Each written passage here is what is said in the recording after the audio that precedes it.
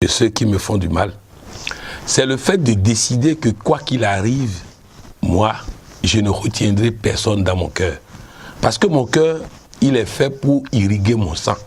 Alors si je garde quelqu'un dedans, il va empêcher moi, mon sang, d'être irrigué, d'être nettoyé, d'être purifié. Je ne vais pas payer des frais de consultation à un cardiologue.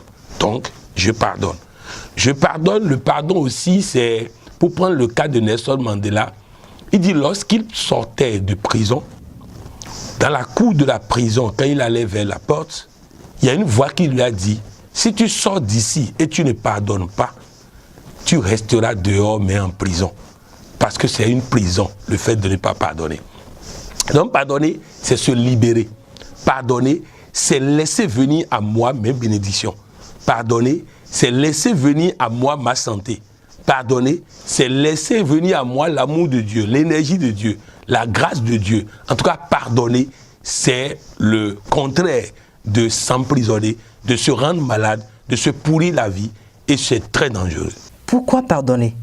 Il faut pardonner parce que si je ne pardonne pas, c'est comme si je prends un couteau, que je me poignarde moi-même, et que je pense que c'est celui qui m'a fait du mal qui va sentir la douleur. C'est ça, le refus de pardonner. Donc bref, si je ne pardonne pas, c'est-à-dire il y a trop de conséquences négatives à ne pas pardonner.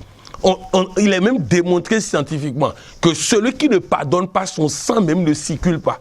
Donc, je dois pardonner pour moi. Je dois pardonner parce que je m'aime. Je dois pardonner parce que je veux réussir. Je dois pardonner parce que je veux être en bonne santé. Je dois pardonner parce que j'ai des promesses importantes dans ma vie. Et aussi, je dois pardonner parce que celui qui m'a fait du mal a été placé là pour me faire ce mal-là, afin que ce mal qu'il m'a fait puisse m'orienter vers la chose merveilleuse que je ne vois pas tant qu'on ne m'a pas fait ce mal-là. Vous avez un conjoint qui vous a lâché. La parole de Dieu dit, quand Dieu ferme une porte, c'est qu'il a ouvert une porte plus grande. Alors qu'un conjoint vous a lâché, au lieu de lui en vouloir, demandez à Dieu pourquoi il a permis que cette porte se ferme et il va vous ouvrir une porte merveilleuse, une porte extraordinaire. De la même manière, deux sages étaient allés visiter des gens pauvres. Ils sont allés chez eux. Arrivés là-bas, ils ont visité tellement pauvres. Ils disent, mais comment vous vous en sortez ici? Il dit, nous avons une vache qui produit du lait. Et c'est ce lait qu'on vend pour manger. Le lendemain, quand il voulait partir, le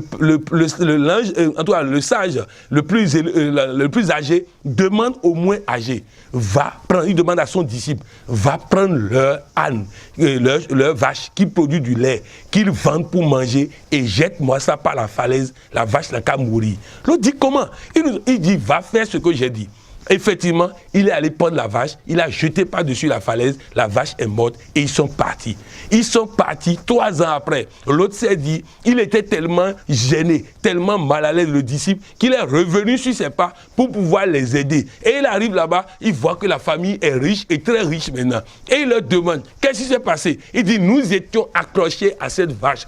Et pendant qu'on était accrochés à cette vache, et on pensait que cette vache faisait notre bonheur, faisait notre joie, faisait notre ceci, c'est là que la vache est morte. Quand la vache est morte, on a dû chercher autre solution. Et c'est là qu'on a compris qu'on avait un jugement sur lequel on était assis. Mais on n'aurait pas cherché ça si la vache n'était pas morte. Voilà de quoi il s'agit. C'est-à-dire que celui qui t'a fait du mal, en réalité, Dieu a permis ça parce que derrière ça, il y a une porte ouverte que tu ne vois pas. Le mal qu'on t'a fait va te réorienter vers cette porte merveilleuse. Quelqu'un t'a licencié, c'est pour t'ouvrir une porte plus grande. Quelqu'un t'a fait ceci, c'est pour t'ouvrir. Donc bref, nous devons pardonner parce que même ce que nous considérons être mal peut ne pas être un mal. Ce que nous considérons comme un problème peut ne pas être un problème. Rappelez-vous, en Égypte, Dieu dit à Moïse, va demander telle chose à Pharaon. Mais moi-même Dieu, je vais durcir le cœur de Pharaon pour dire non, afin que ma gloire se manifeste. Pour dire non, ça veut dire que la souffrance